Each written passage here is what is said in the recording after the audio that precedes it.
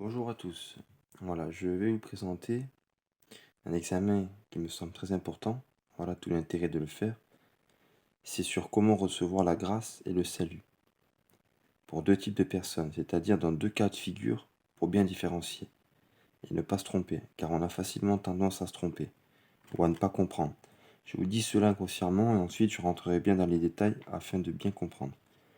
Avant de commencer, je veux bien préciser que la grâce est en réalité liée au salut, et cela peut être offert ensemble, et sans rien ajouter. Mais je dirais aussi dans certains cas, et seulement pour certaines personnes, la grâce et le salut pourront donc être reçus en même temps, mais dans certaines situations seulement. C'est-à-dire que tout véritable croyant en Jésus-Christ, repenti et converti de tout mal, et qui est encore ici-bas, a reçu la grâce, mais pas encore le salut, qui est le fruit et le résultat de la grâce et de la sanctification. Il y a beaucoup de confusion aujourd'hui sur la grâce et le salut, car beaucoup disent une fois pardonné, toujours sauvé. Mais cela est malheureusement faux. Mais le problème, c'est que l'on ne fait pas la différence entre la grâce et le salut. Je dis bien pour la grande majorité des personnes. Alors bien sûr, il se peut de recevoir en même temps, mais pour des cas de situation bien spéciales, comme le brigand par exemple, ou d'une certaine personne mourante. Mais il ne faut pas confondre aussi le brigand sur la croix qui, lui, n'avait pas la possibilité et ne pouvait pas se convertir vraiment et marcher dans la sanctification, comme aussi l'exemple d'une personne mourante, acceptant le Seigneur juste avant de partir. Eux sont donc graciés et sauvés. Ils ont donc reçu la grâce, qui est cette bénédiction gratuitement et l'accès ouvert auprès du Père, en plus de recevoir le salut dès leur départ, qui est cette félicité éternelle, le fait d'être sauvé du péché et de la damnation, et d'être auprès du Père dans le royaume de Dieu, qui, je précise, peut être immédiatement le résultat et le salaire de la grâce, comme pour l'exemple du brigand ou d'une personne mourante qui a ou qui aurait le temps d'accepter la foi en Jésus-Christ et de se repentir d'une certaine repentance. Donc cette personne mourante, ou l'exemple du brigand sur la croix, reçoit immédiatement le don de la grâce, la faveur de Dieu, cette bénédiction merveilleuse qui rend l'homme capable de parvenir au salut, d'avoir maintenant l'accès ouvert pour le paradis, et aussi directement le salut, cette félicité éternelle, le fait d'être sauvé du péché et de la damnation. Dans ce cas-là, donc il est possible de recevoir la grâce et le salut. Mais pour nous vivants, et qui vivons encore, nous pouvons recevoir la grâce immédiatement, mais le salut ne nous est pas encore donné. Et c'est là qu'il faut comprendre. Donc forcément, c'est que là, le salut n'est pas encore acquis, bien que nous pouvons avoir l'assurance du salut, si nous marchons dans la sanctification, bien sûr. Mais alors seulement, suivant notre marche, nos choix et notre chemin, nous obtiendrons le salut, le prix de la félicité du ciel auprès de Dieu, mais au prix de notre foi. Comme pour la grâce, au jour de notre foi en Jésus-Christ et de notre engagement. Mais sauf que le salut sera donné à ceux qui ne se sont pas ressouillés, si je pourrais dire, remis sous une condamnation, par de mauvais choix, de mauvais chemins, de désirs de la chair, ou manque de mort et de renoncement à nous-mêmes, et de la marche dans la sanctification. En fait, l'effet parfait et rédempteur du sacrifice, du don de Jésus-Christ, cela, je dirais, ne peut pas se perdre. Car en réalité, c'est le Sauveur Jésus-Christ qui l'a accompli parfaitement, et offert pour tout homme qui croirait véritablement en lui, avec la vraie foi, la vraie repentance et conversion, qui va avec, pour la délivrance et pour la délivrance de la condamnation qui pesait sur nous, celle héritée de Ève et Adam, et aussi de tous nos péchés passés. Celle-là, elle est effacée si on croit et accepte Jésus-Christ, car Dieu a payé pour cela. Et merci notre Dieu. Merci Seigneur Jésus-Christ. Amen. Celle-là, elle ne peut pas annuler, si ce n'est que nous pouvons l'annuler pour nous-mêmes. Oui, je dis bien pour nous-mêmes. Voilà. Donc, cette grâce, elle est reçue et elle a effacé tous nos péchés passés et la condamnation qui pesait sur nous. Voilà, si bien sûr on a cru d'une véritable foi et que nous sommes engagés dans la repentance et la conversion. Voilà. Car avant que le Seigneur Jésus-Christ accomplisse la loi parfaitement et nous délivre à nous qui avons cru et accepté cette grâce, avant cela, nous ne pouvions pas même, nous païens, s'approcher de Dieu, et encore moins être en communion avec lui. Mais maintenant, je crois que, après avoir reçu la grâce, la délivrance de la condamnation et l'accès ouvert pour les portes du ciel, par rapport à la grâce, que maintenant nous pouvons avoir l'accès auprès du Père. Cela, c'est seulement par rapport à la grâce. Mais les péchés et le mal que nous pouvons faire dès à présent, une fois la grâce reçue, cela nous devons nous en garder, pour ne pas nous remettre sous une nouvelle condamnation, qui serait de nos propres nouveaux péchés, et du manque de renoncement au mauvais désir de la chair, de la mort à nous-mêmes et du mal que l'on pourrait faire encore. Ce que je veux dire, c'est qu'on peut se retrouver dans le péché. Donc même si la condamnation première héritée de Ève et Adam et de tous nos péchés passés a été effacée, car on en a été justifié par la véritable foi agissante en notre Sauveur Jésus-Christ, mais on peut se mettre de nouveau sous une condamnation suite à nos propres choix, le propre chemin que nous choisissons, nos propres péchés que nous choisissons et commettons. Donc maintenant, une fois justifiés et délivrés de la première condamnation et de nos péchés passés, si nous marchons selon la chair, si nous ne marchons pas selon la volonté de Dieu, nous serons perdus. On ne pourra pas obtenir ce salut, même si on avait reçu la grâce qui nous a donné l'accès au ciel, car on n'a pas reçu encore le salut. On n'a reçu que cette grâce qui peut nous permettre maintenant d'avoir le ciel ouvert. Mais on n'a pas encore reçu le salut. On n'est pas encore dans ce salut définitif et dans cette félicité éternelle. Alors, pour l'amour de Dieu et pour l'amour de nos âmes, veillons et marchons dans la crainte de Dieu et la sanctification. Mieux vaut être moins indulgents envers nous-mêmes que être négligents. Dieu seul rendra son jugement, mais que nous ne nous trompons pas nous-mêmes et aussi les uns les autres. C'est ce que je comprends vraiment et crois d'après l'enseignement complet de la Nouvelle Alliance, et je voudrais le faire comprendre juste pour avertir afin de nous inciter à la prudence et à la crainte de Dieu et de travailler avec crainte et tremblement à notre salut, car c'est un enseignement du Seigneur. Je veux donc encourager à la prudence, contrairement à certains enseignements qui annoncent qu'une fois pardonné, toujours pardonné et sauvé, et que l'on ne peut pas perdre le salut. Bon, je précise quand même que forcément, si on n'a pas reçu encore le salut, cette félicité éternelle, la délivrance de la condamnation, on ne peut pas la perdre, puisque nous ne l'avons pas encore obtenue, contrairement à la grâce que nous avons déjà obtenue, nous qui avons cru, et nous sommes repentis et convertis. En réalité, on ne perd pas le salut, parce que le salut, on le reçoit que lorsque nous partons de ce monde, comme le fruit et le résultat de la grâce et de la sanctification, et si nous sommes trouvés comme il le veut. Alors nous ne pouvons pas perdre ce que nous n'avons pas encore reçu, car le salut est le résultat de la grâce, qui nous délivre de la condamnation qui pèse sur tout homme et la délivrance du péché, avec cette félicité éternelle. Voilà. Et à ne pas confondre avec la grâce, qui est cette bénédiction, ce don, cette faveur accordée par Dieu pour nous sauver, en nous donnant par rapport à la grâce l'accès au salut. Voilà, nous avons retrouvé notre réconciliation et communion avec Dieu, le Père, par rapport à cette grâce. Voilà, cette aide de Dieu qui rend l'homme capable de parvenir au salut, cette faveur qui est accordée par le seul sacrifice de Jésus-Christ pour être dans cet état de grâce.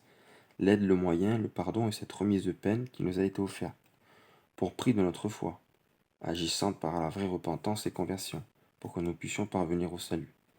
Mais pour recevoir le salut, la félicité éternelle auprès de Dieu, cela dépendra de nos choix, de notre engagement et de notre marche dans la sanctification, après cette repentance et conversion bien sûr, pour recevoir la grâce, comprenez-vous?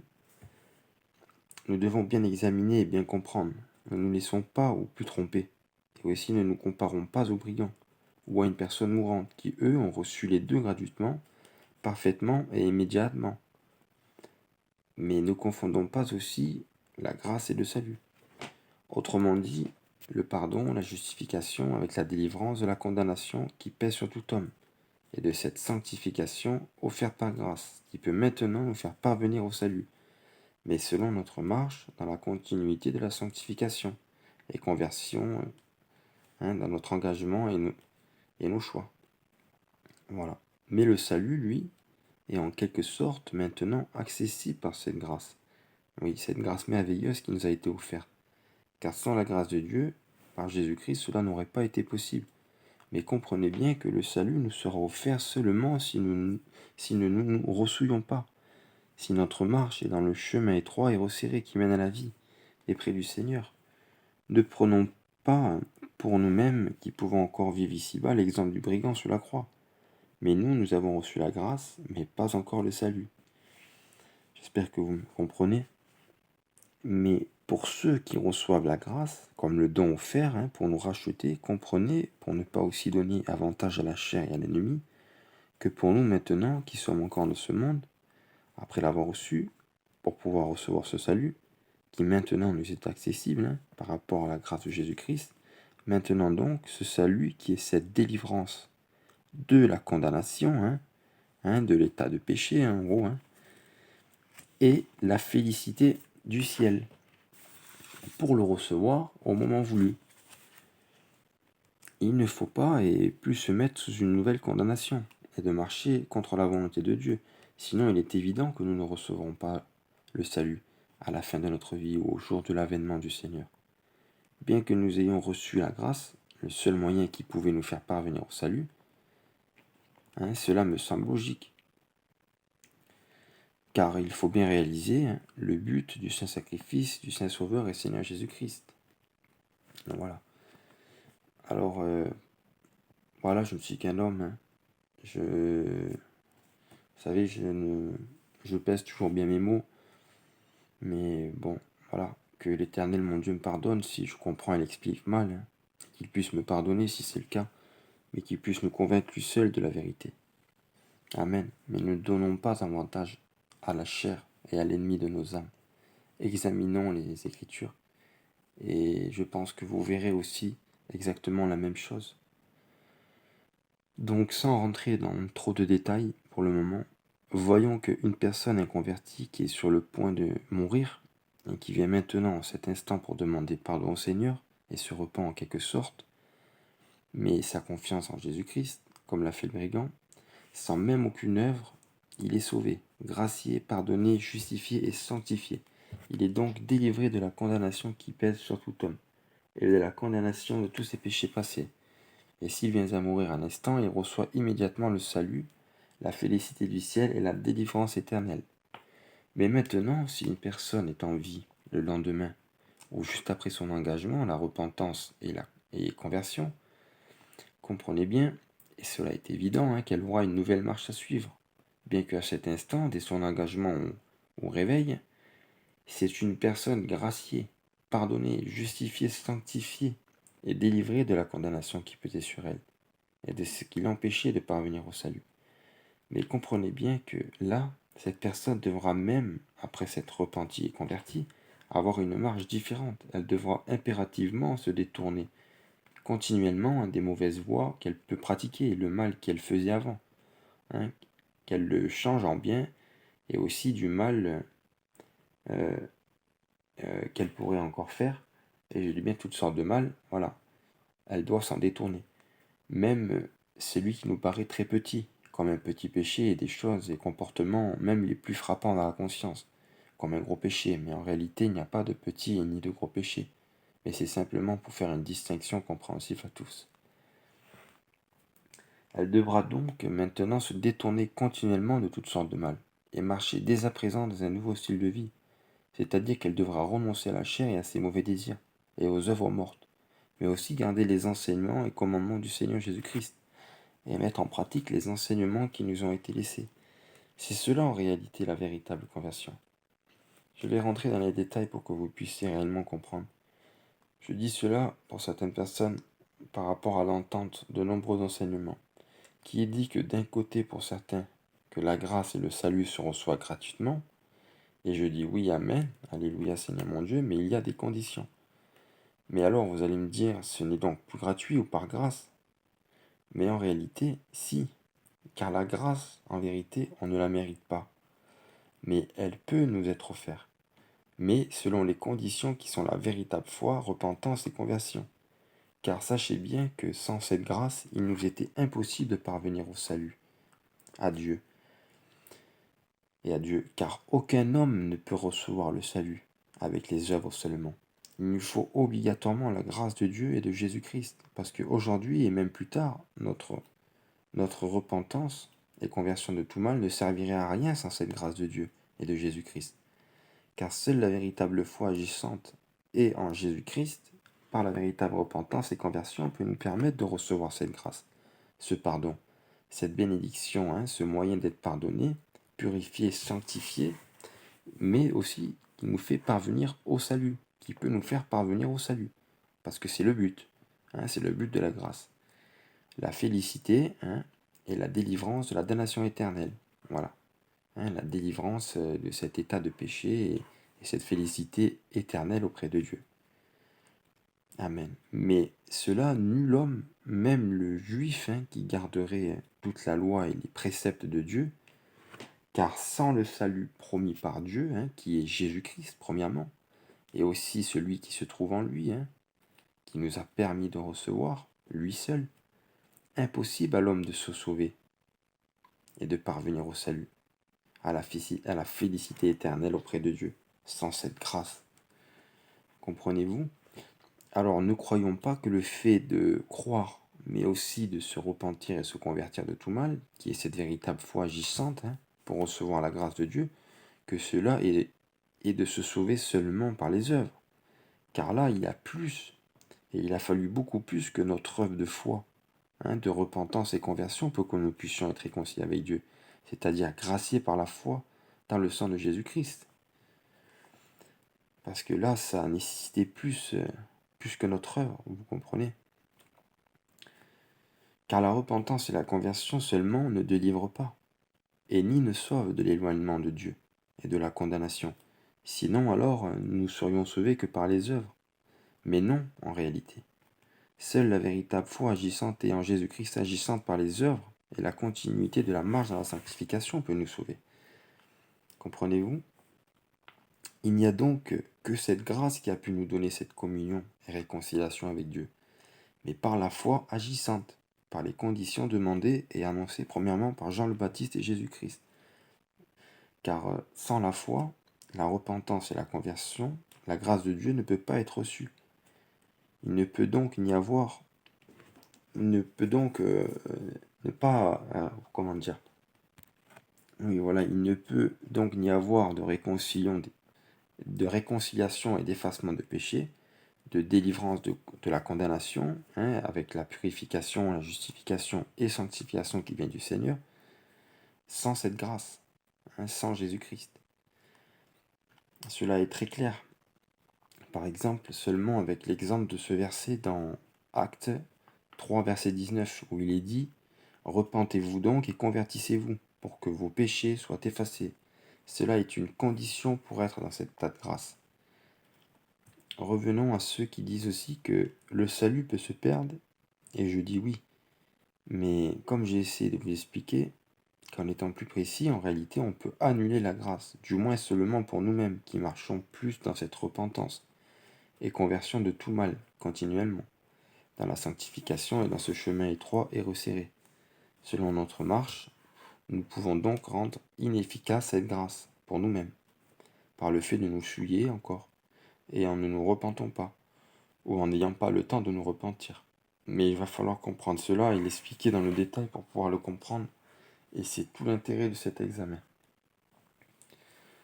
Dans d'autres cas, il y a des personnes qui disent qu'il faudrait en quelque sorte pratiquer des œuvres seulement, comme la mise en pratique de certaines lois, ordonnances, préceptes, etc., pour être gracié et pour recevoir le salut. Mais cela est en contradiction avec l'enseignement et ce qu'a accompli le Seigneur Jésus-Christ.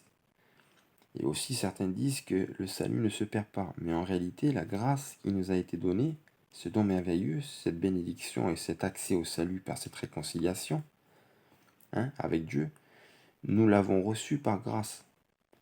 C'est par la grâce de Dieu et de Jésus-Christ. Et cela, elle est éternelle.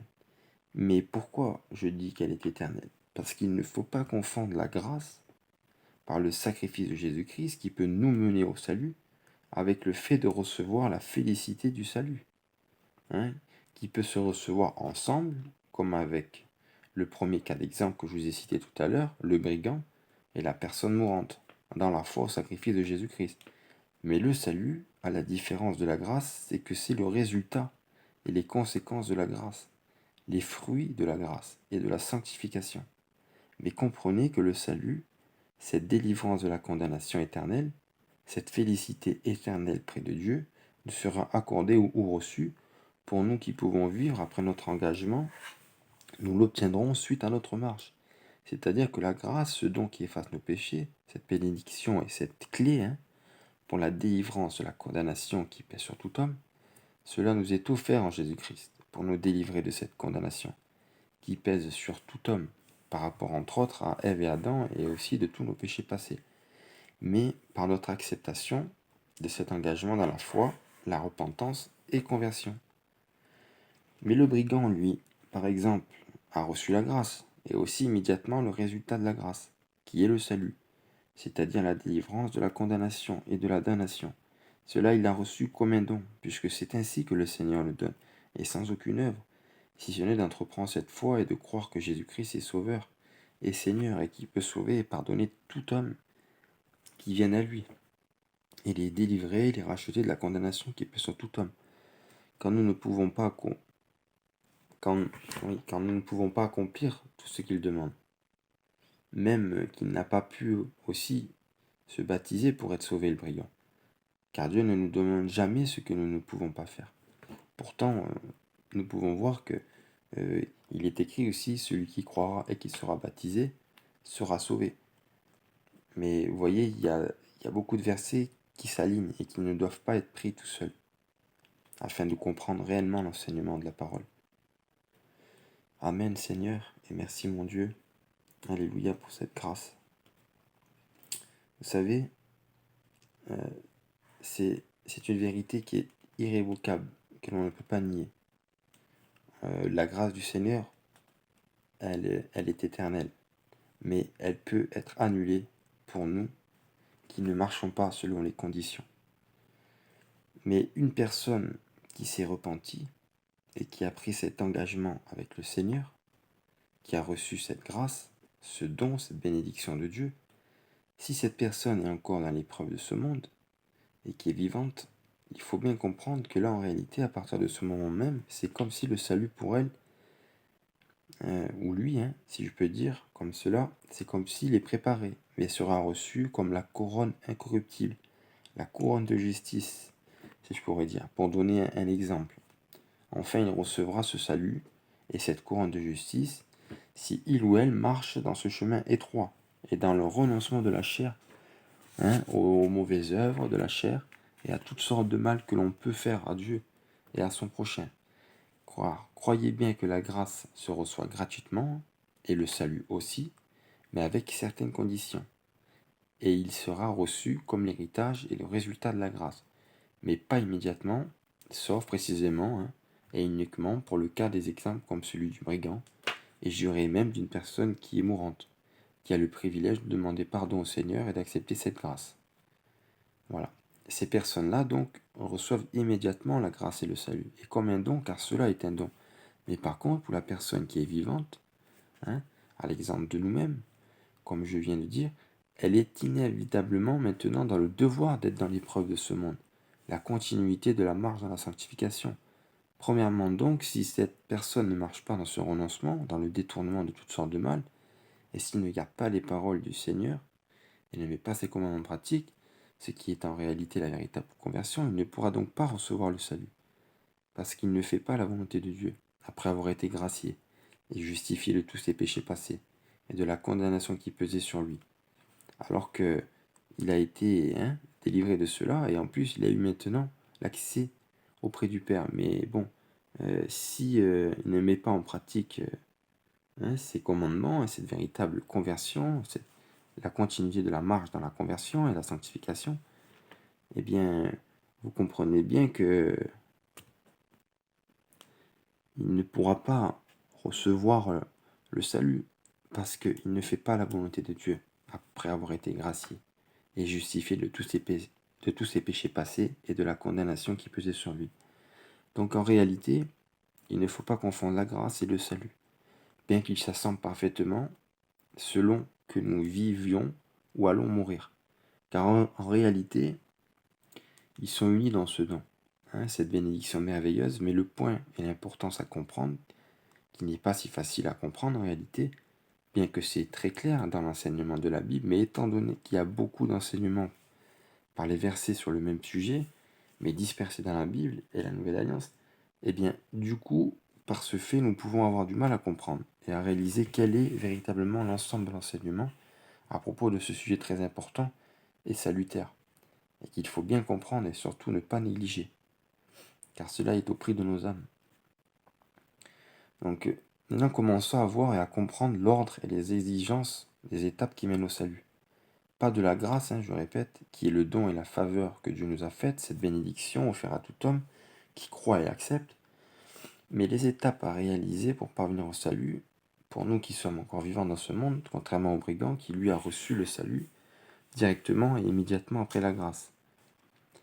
L'ordre et le déroulement des exigences et des étapes qui mènent au salut, qui doit se passer pour nous, qui mettons notre espoir en Jésus-Christ, pour être délivrés de la condamnation qui pèse sur tout homme, mais aussi pour être pardonnés de nos péchés passés et appartenir au Seigneur, et aussi pour que nous puissions arriver jusqu'au but final, oui, qui est le salut, à ne pas confondre avec la grâce. Le salut, oui, qui est cette félicité éternelle, le fait d'être sauvé du péché et de la damnation, qui, je répète, peut être immédiatement le résultat de la grâce, comme pour l'exemple du brigand, ou d'une personne mourante, qui a le temps d'accepter la repentance. Oui, cette personne mourante, ou l'exemple du brigand sur la croix, il a reçu immédiatement. Ils reçoivent immédiatement le don de la grâce, la faveur de Dieu, cette bénédiction merveilleuse, et aussi directement le salut, avec la félicité éternelle, puisque c'est ce qui est en réalité le salut. Le fait d'être sauvé du péché et de la damnation. Oui, ces personnes-là, ils reçoivent le pardon, la justification et la délivrance, et l'accès auprès du Père, comme tous. Mais nous pouvons aussi la recevoir, et pour eux, ces personnes, elles reçoivent cela dans les heures qui suivent, puisqu'ils meurent et reçoivent donc le salut, le fait d'être sauvés du péché et de la damnation. Ça va ensemble, on est d'accord, je pense. Mais voilà, retenez bien ce point très important que pour nous qui allons rester encore dans ce monde, après notre acceptation de ce don si merveilleux, contrairement à ces deux types de personnes, du brigand comme d'une personne avant de mourir par exemple, cela est différent pour nous. Voilà. Nous recevons premièrement la grâce, le don de la grâce, la faveur de Dieu, la bénédiction merveilleuse, le moyen d'être pardonné, purifié, réconcilié, mais si nous voulons recevoir le salut à la fin de notre vie ici-bas, ou à l'avènement du Seigneur Jésus-Christ, lorsqu'il va venir chercher ses enfants, nous avons une marche à suivre dans le chemin étroit, dans la sanctification et dans la mise en pratique des commandements du Seigneur. Oui. Et de garder sa parole. Maintenant, pour nous-mêmes et pour tous les hommes qui acceptent la grâce, il faut qu'ils aient maintenant une marche bien précise, avec la mort à soi-même, à notre propre façon de vouloir agir, et de marcher dans la sanctification. Contrairement aux brigands, qui eux ne pouvaient pas, et Dieu ne nous demande jamais ce que nous ne pouvons pas. Il faut bien réaliser, et vraiment bien et pas comparer notre vie à cet exemple. Voilà, pour que nous puissions, nous, maintenant, recevoir le salut, la félicité éternelle et le fait d'être sauvés du péché et de ne plus être menacés de la condamnation éternelle. Parce que nous, contrairement à ces cas d'exception, nous ne sommes pas enlevés ensuite. C'est-à-dire que nous n'allons pas mourir ensuite. Alors, grossièrement dit, on va encore pouvoir faire des choix qui peuvent malheureusement nous amener à faire des choses qui ne seront pas la volonté de Dieu, ni le chemin qu'il veut que nous prenions. Car je crois que le Seigneur veut maintenant que nous marchions d'une manière nouvelle. C'est l'enseignement de l'apôtre Paul.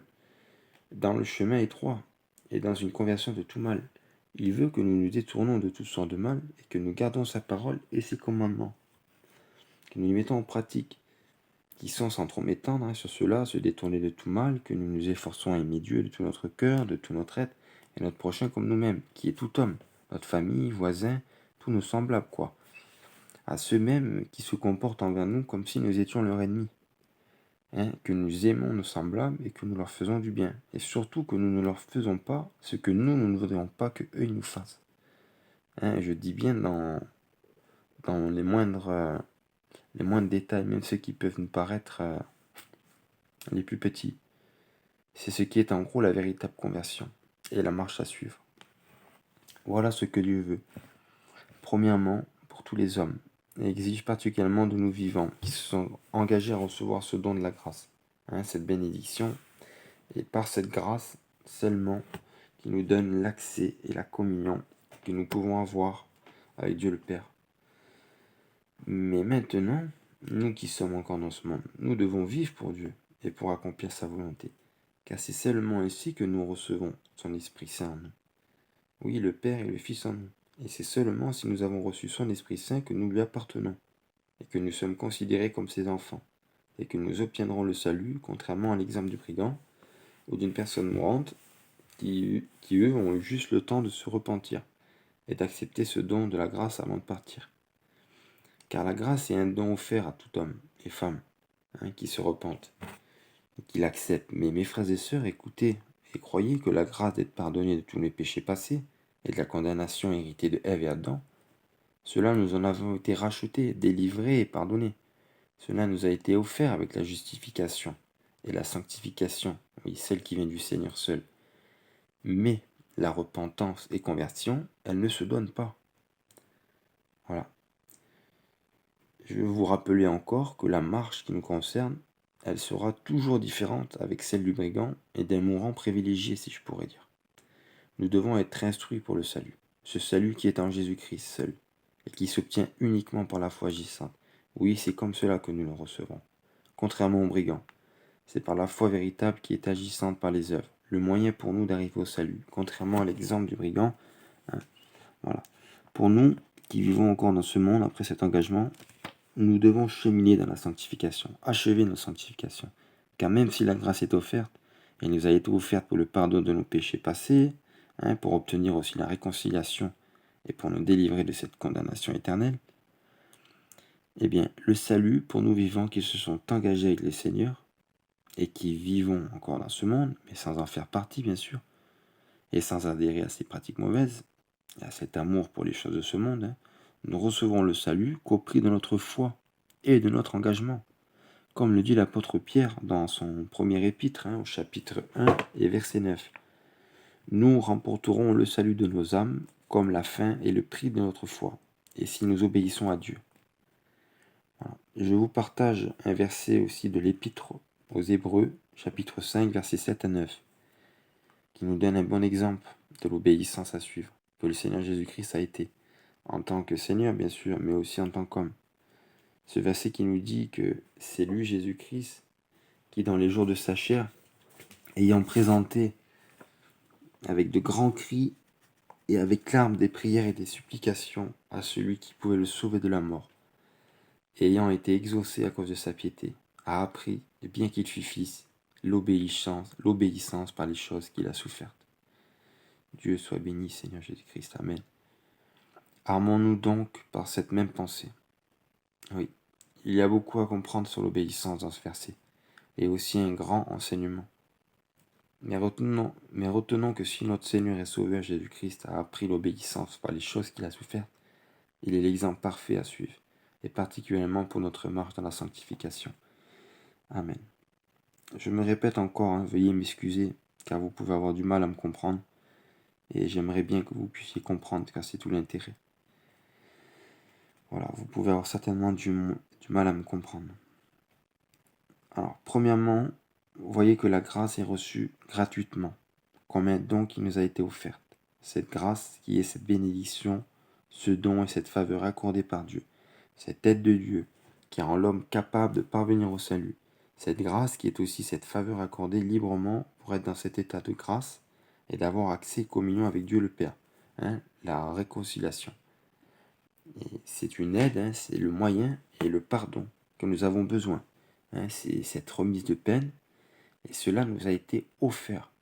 Cette bénédiction, ce don, cette faveur a été accordée par Dieu, par la grâce, le sacrifice de Jésus-Christ. Cette aide de Dieu qui rend l'homme maintenant capable de parvenir au salut. C'est une faveur accordée librement pour être dans cet état de grâce, et qui nous a été offerte. Cela est gratuit. Cela est un don pour tous, mais pour tous ceux qui croient, se repentent et se convertissent. Tel est le message et l'enseignement du véritable évangile. Mais il ne faut pas confondre et oublier que cela a été accordé pour la délivrance de notre condamnation qui pèse sur tout homme et qui pesait sur nous, et pour nos péchés passés, et pour obtenir aussi la purification, justification et sanctification, et par cela qui nous donne aussi maintenant l'accès auprès de Dieu le Père, mais aussi le salut, en ayant par cette grâce maintenant l'assurance du salut, mais si bien sûr nous marchons dans la véritable foi, conversion et sanctification. Et cela a commencé du premier jour de notre confiance en Dieu, et engagement avec le Seigneur Jésus-Christ, et en son sacrifice parfait. Ce don de la grâce, cette bénédiction nous a permis d'être pardonnés et rachetés gratuitement. Il a réparé, effacé cette condamnation et tous nos péchés passés. Amen. Alléluia Seigneur mon Dieu. Mais il n'a pas effacé d'avance les péchés que nous choisirons et pouvons faire encore volontairement dans le futur. Cela n'est pas pour nos péchés futurs et volontaires, à moins que nous nous en repentions et convertissions de nouveau, si du moins nous en avons le temps. Car nous devons veiller et nous ne savons pas le jour où il viendra. Et mieux vaut être prêt. Je redis encore, selon ma compréhension, qu'il y a 2 cas d'exception. L'exemple du brigand sur la croix est celui d'une personne morte. Donc il ne peut pas se convertir et ni se baptiser. Parce que si on regarde bien ces 2 cas d'exemple, le brigand, pour commencer, ne pouvait rien faire, si ce n'est que de regretter et de reconnaître que Jésus-Christ est le Sauveur et de reconnaître que lui, contrairement à Jésus-Christ, que lui, il avait fait du mal et de demander grâce. C'est ce que Dieu demande, que nous regrettons d'une certaine manière et que l'on reconnaisse qu'il est Seigneur et qu'il peut être notre Sauveur. Au tout début, c'est ce que nous demande Dieu. Mais par contre, après, pour ceux qui ont la possibilité, il y a l'engagement, le renoncement, cette véritable foi. Celle qui est maintenant est agissante en faisant le bien, mais en agissant non seulement en parole, mais avec cette pratique, avec cette véritable conversion de tout mal. Mais lui, le brigand, ne pouvait pas descendre à entreprendre, de marcher continuellement dans cette marche, se convertir de tout mal, aller demander pardon à d'autres, si ce n'est qu'au Seigneur, si ce n'est aussi de placer sa confiance dans le Seigneur, et le reconnaître comme son sauveur, et de regretter avec le désir de réparation. Mais lui, il n'y a eu que la grâce qui a pu tout réparer. Comme nous, premièrement.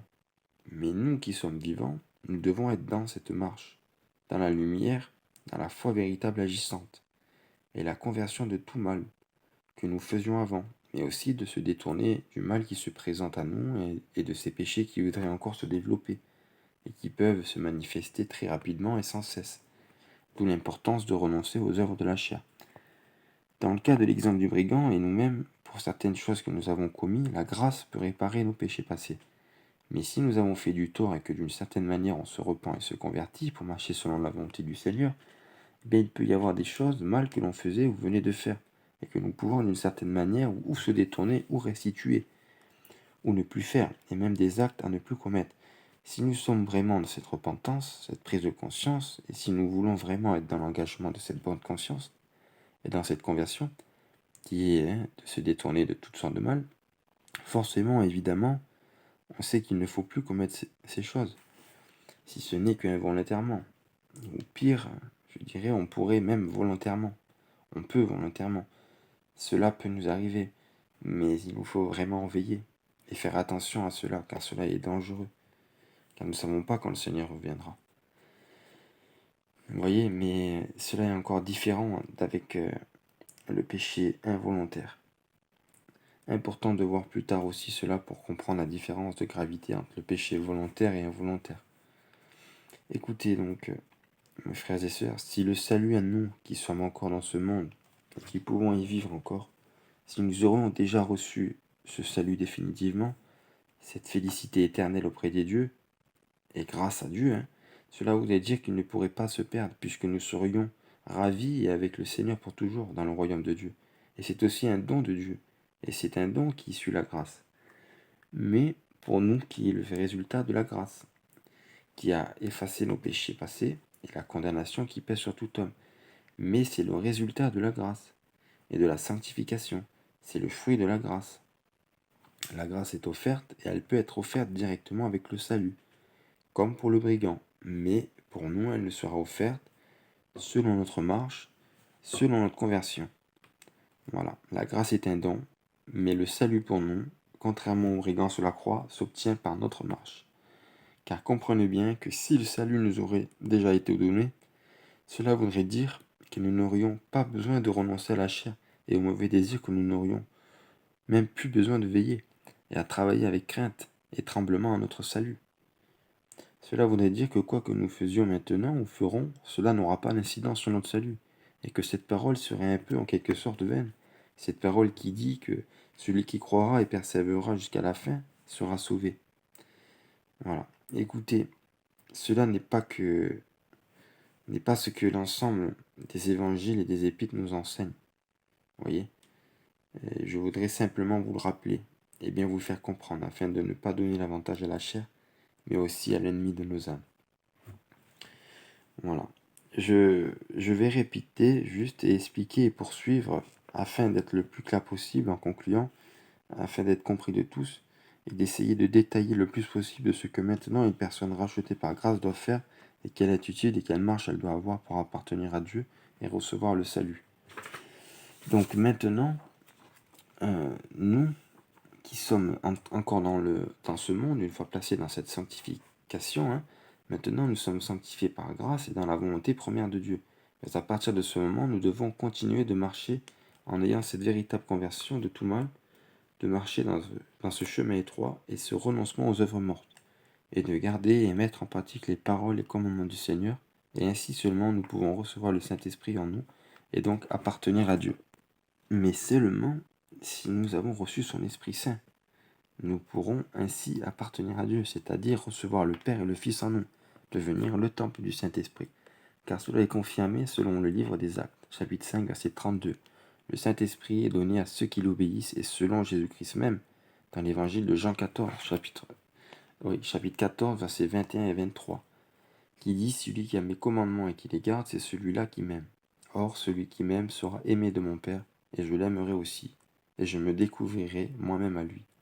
Si quelqu'un m'aime, il gardera ma parole, et mon Père l'aimera, et nous viendrons à lui, et nous ferons en lui notre demeure. » Cela est donc bien clair pour moi. Dieu le Père et son Saint-Fils Jésus-Christ viennent habiter en ceux qui l'aiment, qui ne sont autres que ceux qui lui obéissent et qui gardent ses commandements, après avoir eu cette foi véritable, agissante, et cette repentance et véritable conversion.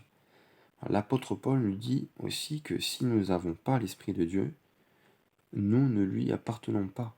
Mais n'oublions pas, comme le présentent plusieurs versets de la Bible, qu'il ne peut être reçu que selon une partie des conditions que je vous ai répétées.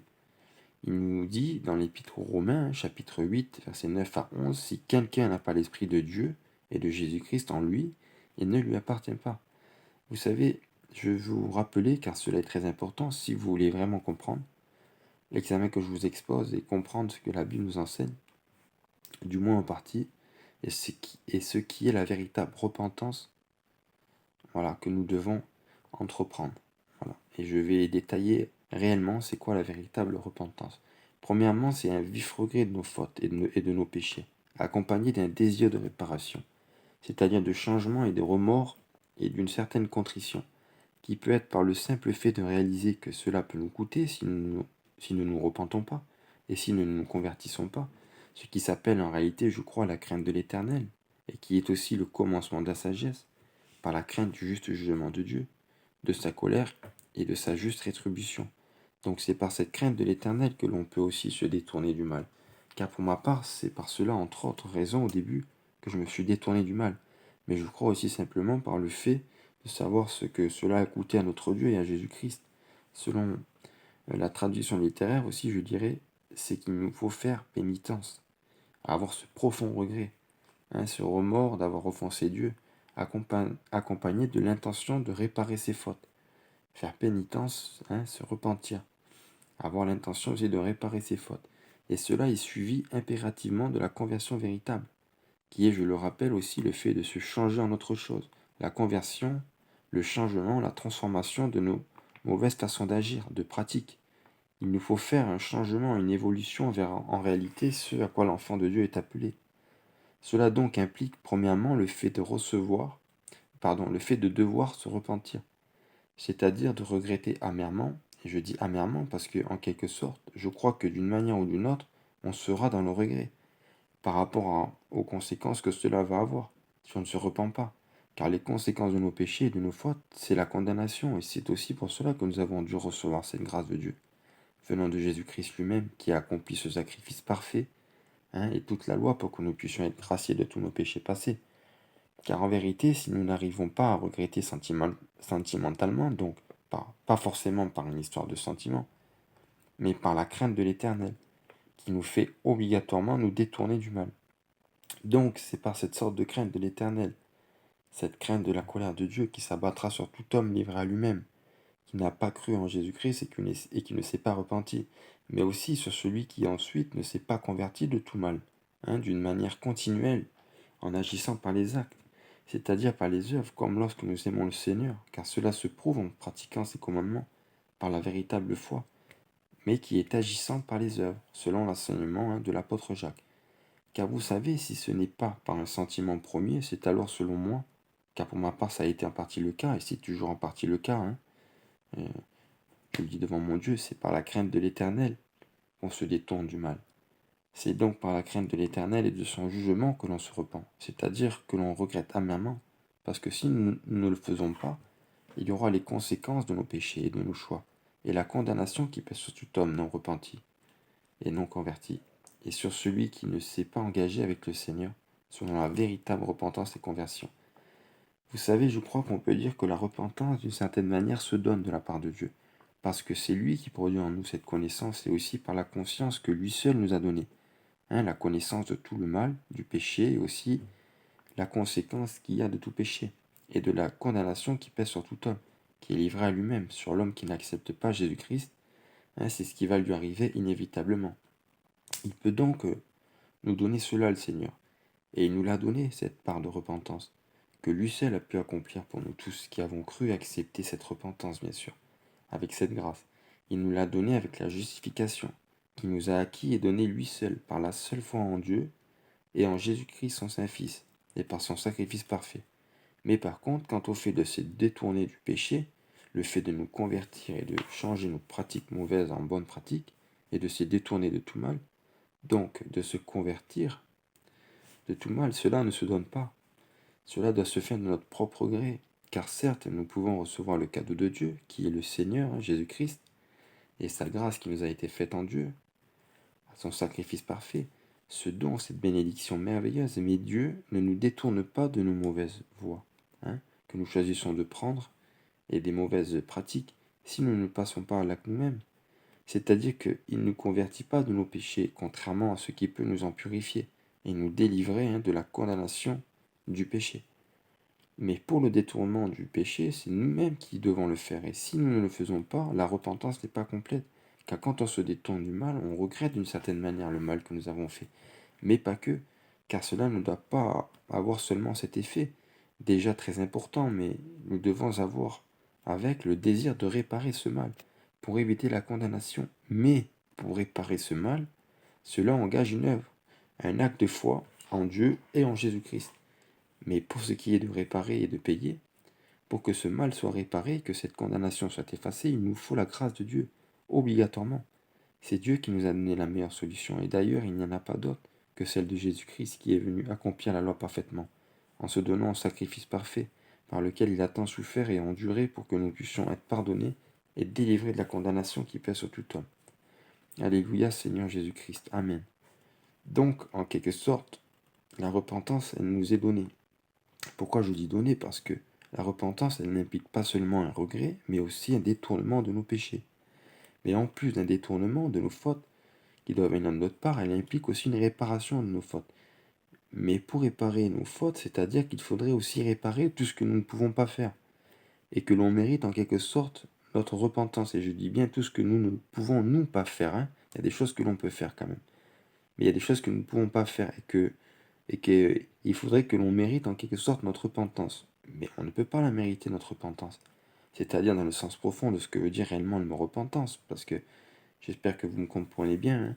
Ce que je veux dire, c'est que, parce que le mot repentance, lui, dans le sens le plus profond, ou le deuxième sens si vous préférez, cela implique obligatoirement de réparer nos fautes ou nos péchés commis, mais pour cela, ce ne peut être fait que par le moyen que Dieu a envoyé, et obligatoirement de réparer nos fautes ou nos péchés commis. Mais pour cela, ce ne peut être fait que par le moyen que Dieu a envoyé, et c'est-à-dire le véritable Seigneur et Sauveur du monde, Jésus-Christ, qui est venu accomplir toute la volonté parfaite du Père, par ce sacrifice parfait pour que nous puissions avoir une repentance entière. C'est-à-dire qu'elle est entière parce que non seulement nous regrettons nos fautes, pas forcément par un sentiment premier, ou seulement, mais nous regrettons dans le sens que nous sommes poussés à nous détourner, si nous croyons en Dieu, en Jésus-Christ et en l'éternité. Donc en nous détournant, parce que cela mène inévitablement à la condamnation, qui est éternelle. C'est pour cela, je crois, que la repentance est d'abord un vif regret, parce que sinon, on va aussi être mené inévitablement à la mort, avec notre chef de péché, si nous ne nous en repentons pas, et si nous ne nous en convertissons pas, bien sûr, pour suivre le Seigneur. Et dans le deuxième sens, la repentance veut dire qu'il nous faut réparer nos fautes. C'est avoir le désir de réparer nos fautes, nos péchés, mais quant à ce qui est de réparer nos fautes et nos péchés passés, en quelque sorte, donc de nous purifier, cette œuvre parfaite, il n'y a que le Seigneur Jésus-Christ qui l'a accomplie parfaitement. C'est pour cela que je dis dans un certain sens, la repentance, elle nous est donnée, mais la conversion, quant à elle, ne se donne pas. Le sentiment donc d'avoir un regret parce que nous avons été pécheurs et que cela nous mènera inévitablement à la condamnation éternelle, cela en vérité nous a été aussi donné en quelque sorte par Dieu, par rapport à la connaissance et la conscience du péché et de ses conséquences. Cela c'est aussi grâce à Dieu qui nous a donné d'avoir par la conscience et l'enseignement de la parole, la connaissance du bien et du mal et de la vie ou de la mort et du chemin qui mène à la vie ou à la perdition. Ainsi, il nous a convaincus de notre état de pécheur. Mais quant à ce point précis, voyez que la repentance, il s'agit aussi de réparer ses fautes. Mais il y a des péchés que nous-mêmes, nous ne pouvons pas réparer, mais aussi qu'il nous faut être délivrés des conséquences de la condamnation. Et aussi par cette grâce, nous avons obtenu l'accès et la réconciliation avec Dieu. Mais cela aussi, il n'y a que le Seigneur Jésus-Christ qui a pu le faire, et qui peut encore le faire, c'est-à-dire le donner, et encore donner cette grâce à quiconque croit en lui. Ainsi la grâce nous est donnée pour la délivrance de la condamnation et la purification de tous nos péchés passés, et pour pouvoir aussi être réconciliés et avoir l'accès à la communion avec Dieu. Mais maintenant, pour nous qui sommes dans ce monde, la conversion doit être liée avec. C'est-à-dire que maintenant ensuite, c'est à nous de se détourner du mal et de toute mauvaise pratique. Changer le mal que nous avons pu faire jusqu'à maintenant en bien. Pas de nous purifier de nos péchés passés, car cela ce n'est que la grâce de Dieu et le sacrifice parfait de Jésus-Christ qu'il a fait. Mais changer notre attitude, changer notre comportement, c'est-à-dire notre marche qui était dans de mauvaises voies, dans une mauvaise marche, et dans toutes sortes de mal, de mauvais chemins, mauvais désirs et toutes sortes de mauvaises pratiques, etc. Nous devons donc marcher maintenant dans une nouvelle vie, dans une nouvelle voie et dans la continuité de la sanctification, dans l'achèvement de notre sanctification, après avoir été justifiés et sanctifiés par le sang de Jésus-Christ, le seul qui nous a délivrés de la condamnation qui pèse sur tout homme. Mais maintenant, il faut se détourner de toutes sortes de mal et de pratiques mauvaises, c'est-à-dire de ne plus pratiquer le mal et sous toutes ses formes, car Dieu ne nous en détournera pas, c'est-à-dire qu'il nous laisse libres de choisir aussi.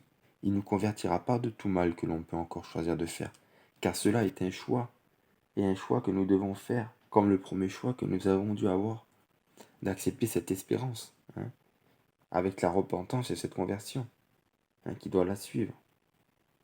Voilà, ce choix qui est de où choisir ce chemin étroit et resserré, ce renoncement, ces difficultés, ou alors de marcher comme bon nous semble et d'être perdu pour l'éternité.